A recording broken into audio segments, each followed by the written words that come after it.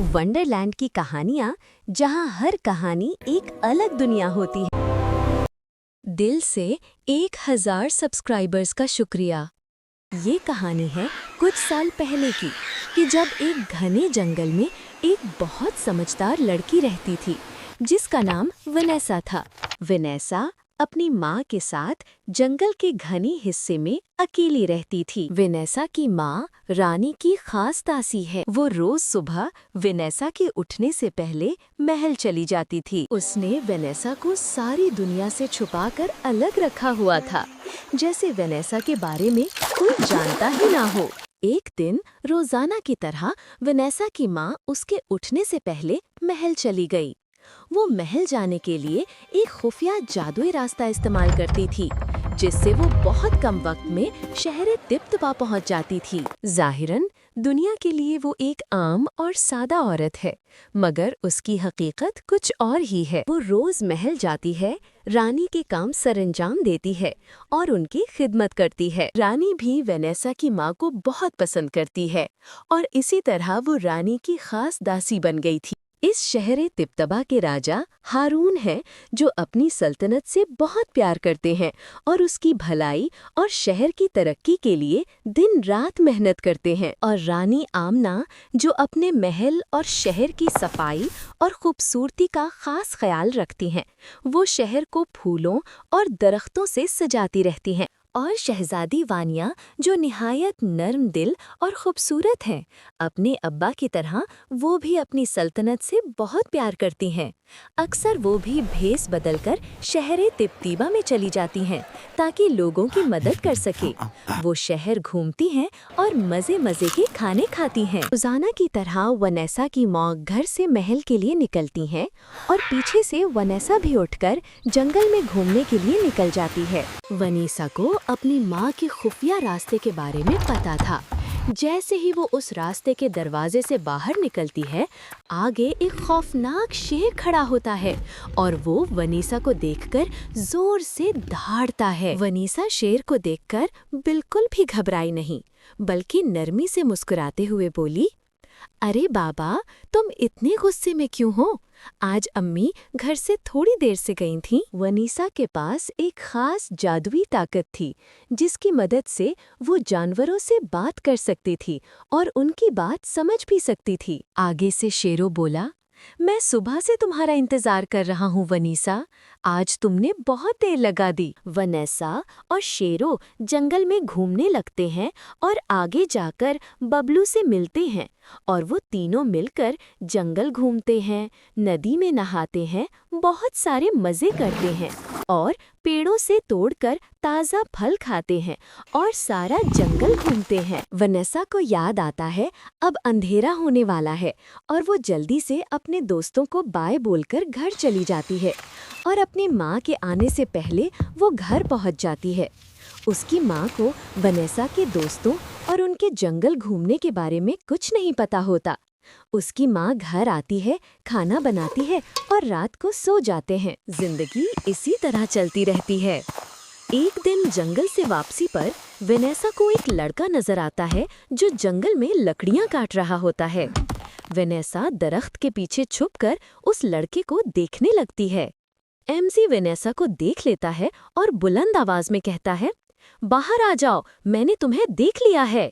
Vanessa आहिस्ता से दरख्त के पीछे से बाहर आ जाती है। एमजी की खुश अखलाकी की वजह से वनेसा जल्द ही उससे दोस्ती कर लेती है और देखते ही देखते उनकी ये दोस्ती आहिस्ता आहिस्ता गहरी होती जाती है।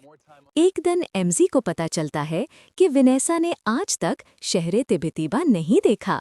ये जानकर एमजी मुस्कुरा कर कहता है, अगर तुम चाहो तो मैं तुम्हें शहर तिब्तीबा घुमाने ले चलता हूँ। अगले दिन एमजी वनेसा को साथ लेकर शहर तिब्तीबा जाता है। शहर में दाखिल होते ही वनेसा की आंखें हैरत से फैल जाती हैं। वो खुशी में तकरीबन पागलों की तरह गलियों में दौड़ने लगती है, बिल्कुल ऐसे जैसे वो ये सब पहली मर्तबा देख रही हो। एमजी दूर खड़ा मुस्कुराता रहता है और वनेसा की खुशी देखकर उसका दिल खुश हो जाते हैं। वो कभी चूड़ियाँ देखती और कभी खूबसूरत जूतों को छूकर हैरान होती रहती है। इसी दौरान वो चलते चलते अचानक शहजादी वानिया से टकरा जाती है। वेनिसा फौरन घबराकर पीछे हटती है और जल्दी से कहती है, मैं माफी चाहती हूँ, मेरा इरादा ऐसा नहीं था।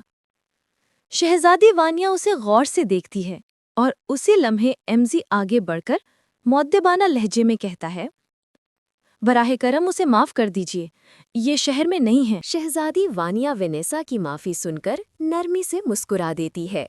वो उसे फौरन माफ कर देती है, क्योंकि शहजादी का वैसे भी कोई दोस्त नहीं होता और दिल ही दिल में वो किसी दोस्त की ख्वाहिश रखती थी। यूं ही चंद लम्हों में वेनेसा, एमजी और शहजादी वानिया आपस में दोस्त बन जाते हैं। तीनों सारे दिन बाजार में घूमते रहते हैं, मुख्तलिफ नज़ारों से लुत्फ उठाते, चूड़ियाँ पहनते। इसी दौरान शहजादी वानिया खुशी से दोनों की तरफ देखती है और कहती है, अगर तुम लोग चाहो तो आज मेरे महल में मेहमान बनकर चलो। वेनेसा और एमजी हैरत से एक दूसरे को देखते हैं। अगले दिन वेनिसा और एमजी शहजादी वानिया के बताए हुए पते पर पहुंचते हैं। दोनों की सांसें थम सी जाती हैं। उनके सामने शहजादी वानिया अपने असल रूप में खड़ी थीं और उसके पीछे वो दिल को छू लेने वाला अजीमुशान महल, जिसे देखकर वेनिसा और एमजी दोनों हैरान रह गए। शहजादी उन्हें अपने महल में ले जाती है।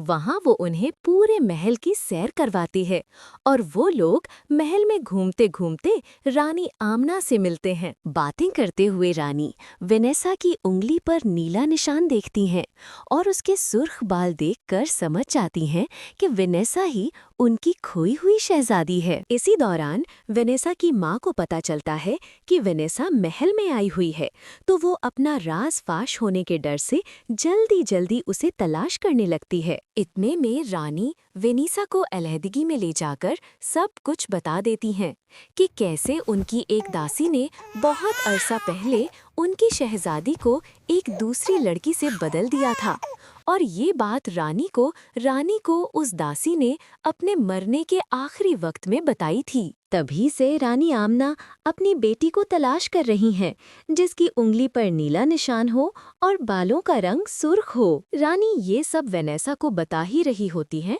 कि तभी वहाँ वेनेसा की माँ आ जाती है और वो फौरन वेनेसा को घर वापस जाने के लिए कहती है। लेकिन रानी सब कुछ जान जाती हैं कि वेनेसा ही असल शहजादी है और रानी उसे वहीं रोक लेती हैं।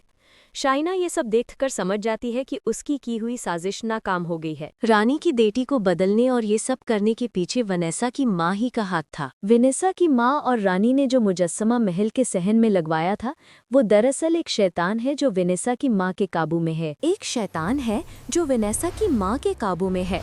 अपनी साजिश को नाकाम होता देखकर वेनेसा की माँ उस मुजस्सिमे को फौरन जिंदा कर देती है और वो शैतान महल को नुकसान पहुंचाना शुरू कर देता है। वो राजा और रानी को भी मारने की कोशिश करता है ताकि इस शहर पर वेनेसा की माँ की हुक्मरानी कायम हो सके। एमजी, वेनेसा और शहजादी वानिया उस शैतान से लड़ने की कोशिश करते हैं। वो उसे पत्थर भी मारते हैं, मगर कोई फायदा नहीं होता। एमजी एक चालाक लड़का था।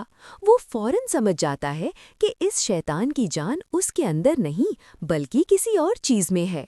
वो फौरन जाकर वेनेसा की माँ की चोटी काट देता है। जैसे ही चोटी कटती है, शैतान नीचे एक कुएं में गिर जाता है और साथ ही साथ शाइना को भी उसमें कैद कर लेता है। इस तरह शैतान और शाइना दोनों से जान छूट जाती है। रानी, राजा, एमजी और वेनेसा का शुक्र अदा करते हैं। वेनेसा और वानिया दोनों बहनें और शहजादियां बनकर महल में रहने लगती हैं और एमजी को उसकी बहादुरी और अक्लमंदी की वजह से महल की फौज का सिपहसालार बना दिया जाता है। यूं वो लोग खुशी खुशी रहने लगते हैं, बगैर किसी डर और जादू के, और इस तरह उन्होंने अपनी सल्तनत पर मंडलाता हुआ खतरा खत्म कर दिया।